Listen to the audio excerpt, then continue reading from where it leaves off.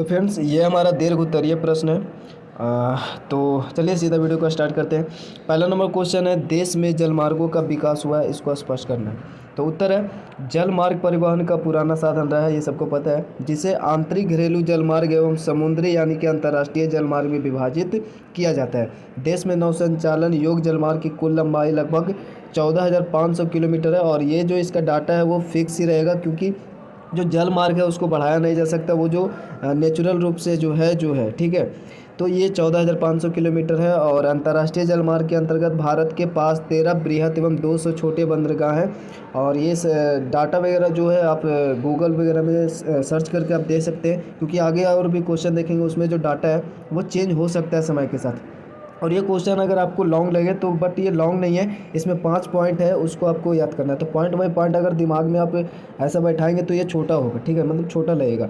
देश के 7,516.6 किलोमीटर समुद्री तट पर इन बंदरगाहों से देश का लगभग 90% व्यापार किया जाता है, ठीक है। इतना किलोमीटर जो समुद्री तट है उस पर 90% व्यापार किया जाता है। भारतीय अंतर्देशीय जलमार्ग प्राधिकरण द्वारा देश के कुछ जलमार्गों को राष्ट्रीय जलमार्ग घोषित किया गया है, जैसे राष्ट्रीय जलमार्ग 1, ये 5 तक है, तो इसको बस इतना ही है। यह भारत का सबसे लंबा जलमार्ग है। इसे गंगा नदी से गुजरने वाले 1680 किलोमीटर लंबे प्रयागराज हल्दिया जलमार्ग को जलमार्ग विकास परियोजना के तहत भारत में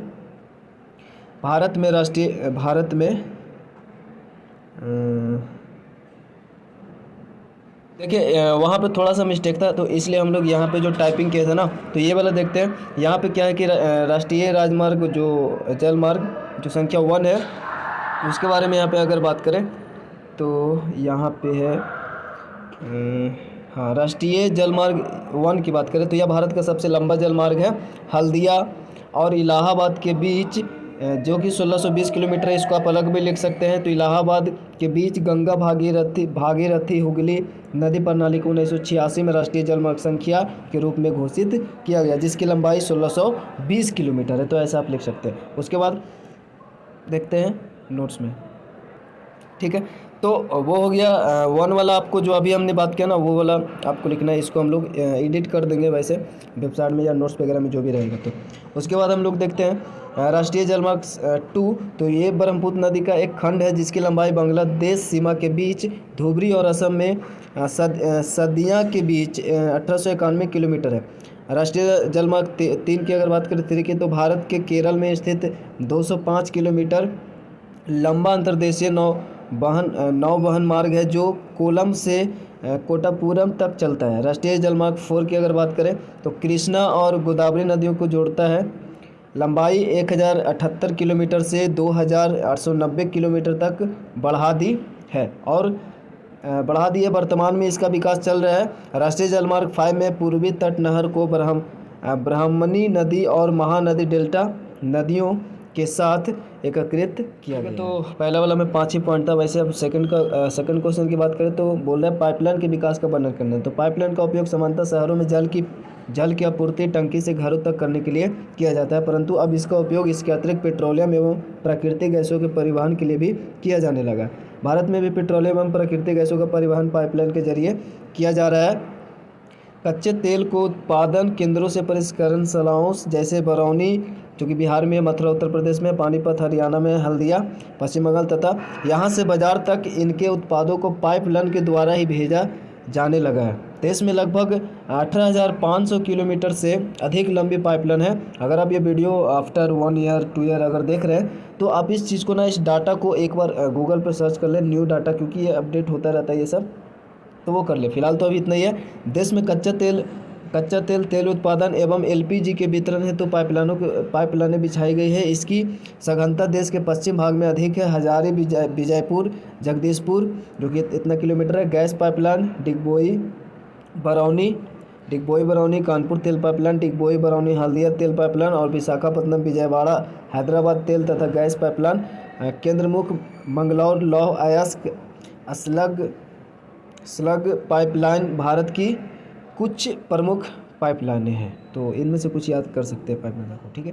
उसके बाद 3rd नंबर बोल रहा है भारतीय सड़कों का विस्तृत वर्गीकरण प्रस्तुत करना। तो जो भी इसका वर्गीकरण है, जैसे इसको राष्ट्रीय राजमार्ग है, उसके बाद राज्य मार्ग है, जिला सड़कें है, ग्रामीण सड़कें और 2 और हैं। तो उसको देखेंगे। तो भारतीय सड़कों का विस्तृत वर्गीकरण प्रस्तुत करना है तो सड़क मार्ग परिवहन का एकमात्र साधन है जो राष्ट्रीय स्तर से लेकर ग्रामीण स्तर तक मिलता है। यह एक समान एवं सुलभ परिवहन साधन है। ठीक है। रख रखाव की दृष्टि से सड़कें मुख्यतः 5 प्रकार की होती है। पहला है राष्ट्रीय राजमार्ग। तो भारत सरकार के केंद्रीय लोक निर्माण विभाग द्वारा देख रेख एवं निर्माण की जाने वाली सड़कें राष्ट्रीय राजमार्ग कहलाती है। ये सड़कें देश के विभिन्न भागों को आपस में जोड़ने का काम करती है। ऐसे राजमार्गों की कुल संख्या 599 तथा इसकी कुल लंबाई 1,32,500 किलोमीटर है। उसके बाद सेकंड है राज्य राजमार्ग। राज्य सरकार के लोक निर्माण विभाग द्वारा निर्माण एवं देख रेख की जाने वाली सड़कें राज्य राजमार्ग कहलाती है। इस मार्ग द्वारा राज्य के विभिन्न जिला मुख्यालयों को राज्य की राजधानी से जोड़ता है। ऐसे सड़कें राष्ट्रीय राजमार्गों से भी जुड़ी होती है। इनके निर्माण एवं अनुरक्षण का दायित्व राज्य सरकारों का है। जिला सड़कें ऐसी सड़कें जिला मुख्यालयों को विभिन्न प्रखंडों एवं पंचायतों से जोड़ती है। क्षेत्रीय विकास की दृष्टि से इन सड़कों का काफ़ी महत्व है। इनके निर्माण और रख रखाव की जिम्मेवारी जिला परिषद की है। उसके बाद है ग्रामीण सड़कें। तो ग्रामीण सड़कें विभिन्न गांवों को जोड़ने का काम करती है। प्रधानमंत्री ग्रामीण सड़क योजना के तहत इन सड़कों के विकास को विशेष प्रोत्साहन मिला है। तो बस ऐसे छोटा छोटा है। और ये पचमा है कि सीमांत सड़कें। तो सीमावर्ती इलाकों में सामरिक राजनीतिक एवं व्यापारिक महत्व की दृष्टि से बनाई गई सड़कें सीमांत सड़कें कहलाती है। इनका निर्माण एवं रख रखाव सीमा सड़क संगठन करता है। गंगटोक से नाथुला दर्रा के बीच स्वास्तिक प्रोजेक्ट के तहत सीमांत सड़क का निर्माण किया जा रहा है। 4 नंबर क्वेश्चन जो कि लास्ट है, तो देश में विकसित परिवहन साधनों का वर्णन करना है। तो भारत में परिवहन के साधनों में सड़क, रेल मार्ग, जल मार्ग एवं वायु मार्ग शामिल है। और कहीं कहीं पे आपको सिर्फ सड़क मार्ग, जल मार्ग और वायु मार्ग देखने को मिल सकता है, या फिर सड़क मार्ग, रेल मार्ग और वायु मार्ग देखने को मिल सकता है। तो इन तीन भी दिखता है। बट ये भी जो भी है परिवहन का साधन है, सड़क भी है, रेल भी है और जल मार्ग भी है, वायु मार्ग भी है। परिवहन का मतलब या तो जो पर्सन एक जगह से दूसरे जगह जाते हैं या फिर वस्तु भी होता है। ठीक है। तो वायुमार्ग इन साधनों द्वारा वस्तुओं और सेवाओं के परिवहन से अर्थव्यवस्था को मदद मिलती है। इन साधनों के बगैर किसी भी क्षेत्र या राष्ट्र का विकास संभव नहीं है। भारत में परिवहन के सभी साधन मौजूद है। भारत में हर तरह का परिवहन का साधन मौजूद है। जल मार्ग हो, सड़क मार्ग हो, रेल मार्ग हो या फिर वायु मार्ग हो। ठीक है। सड़क मार्ग की अगर बात करें तो अधिकांश भारतीय नागरिकों के लिए सड़क मार्ग परिवहन का प्राथमिक साधन है। चूँकि किसी भी व्यक्ति को अगर जाना हो तो ज़्यादातर लोग सड़क मार्ग का ही यूज करते हैं। लगभग 5.89 मिलियन किलोमीटर लंबाई के साथ भारत दूसरा सबसे बड़ा सड़क नेटवर्क है। अब बोल रहे हैं कि डाटा को आप अगर ज़्यादा दिन बाद इस वीडियो को देख रहे हैं तो आप डाटा को एक बार गूगल पर सर्च कर लें। वर्ष 1950 से 51 में देश में सड़कों की कुल लंबाई इतना थी, 4 लाख किलोमीटर थी। रेल मार्ग देश में पहली रेल 16 अप्रैल 1853 को बम्बई से, जो कि पहले नाम इसका मुंबई था, वहां से थाने के बीच 34 किलोमीटर की लंबाई में चलाई गई थी। आज इस रेल मार्ग की कुल लंबाई लगभग 1,15,000 किलोमीटर है। प्रशासनिक सुविधा को ध्यान में रखकर रेल मार्गों को कई जोन्स मंडलों में बांटा गया है। इस समय देश में रेल मार्ग 17 जोनों में विभाजित है। उसके बाद जल मार्ग है। तो जल मार्ग परिवहन का पुराना साधन रहा है, जिसे आंतरिक, घरेलू जल मार्ग एवं समुद्री अंतर्राष्ट्रीय जल मार्ग में विभाजित किया जाता है। तो पुराना ये पहले से ही चलता आ रहा है। ये आंतरिक जल मार्ग के अंतर्गत नदियों, नहरों एवं झीलों का उपयोग जहाज द्वारा माल यात्री को ढोने के लिए किया जाता है। माल या फिर यात्री।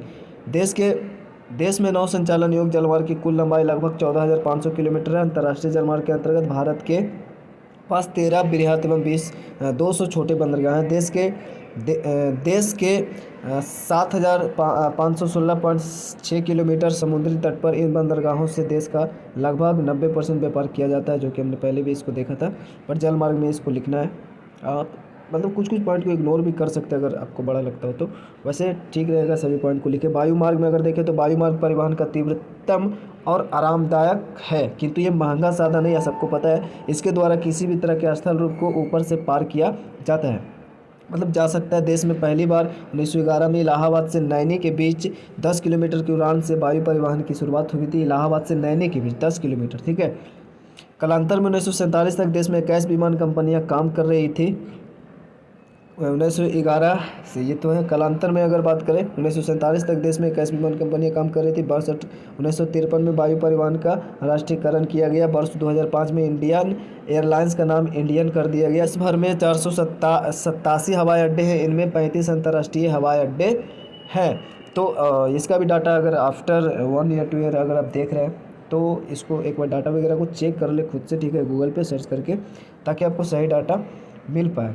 तो बस ये हमारा था भूगोल क्लास 8 का दीर्घ-उत्तरीय प्रश्न, जो कि काफ़ी दिन के बाद आया है, बट ऐसे ही वीडियो आएगा। वैसे कमेंट लाइक शेयर कर दीजिएगा ताकि जल्द से जल्द वीडियो आए। तो वीडियो को पेंट करते हैं, चैनल पर नए तो चैनल को जरूर से सब्सक्राइब करके बेल आइकन को प्रेस कर दें। मिलते हैं नेक्स्ट वीडियो में, तब तक के लिए जय हिंद, जय भारत।